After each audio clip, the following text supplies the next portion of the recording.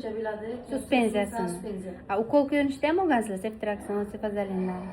Oxirgi marta shu 20 kun bo'libdi, 20 kun. Bir olsangizlar necha kun? 3 kun, 5 kun, 7 kun. 3 kunlar. Hamshiralar o'sha o'zlaridan uylardan uradi.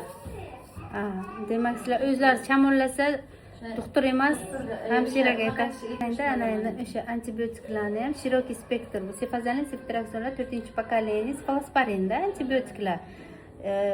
Ta'sir doirasi keng. Почти har oy olasizlar. Demak, 3 kun kamida sefazolin, ceftriakson olasizlar. Ana shu antibiotik terapiyani ham haddan ziyod ko'p qo'llanishi, undan tashqari sizlar suspenziya tabletkalaridan ham ichib turasizlar, ukoldan tashqarida. Ana shularning o'zi ham jigar faoliyatini, qonni sostavini buzadi, suyultiradi. Orttirilgan trombotsitopatiya degan kasallik bor. Aynan dorilarni noto'g'ri ichilgandan, ko'p dori, keraksiz dori, antibiotiklar ko'p ichilgandan qon tarkib qismi buziladi.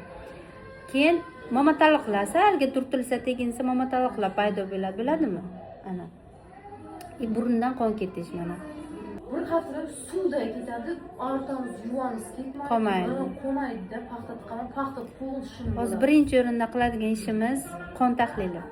Qon tarkib elementlari, trombotsitlarni, qon ivish vaqtini, leykosit, neytrofil, ezinofillarini, gemoglobinini, hammasini ko'ramiz. Kerak bo'lsa, gematologga ham konsultatsiyaga yuborish mumkin.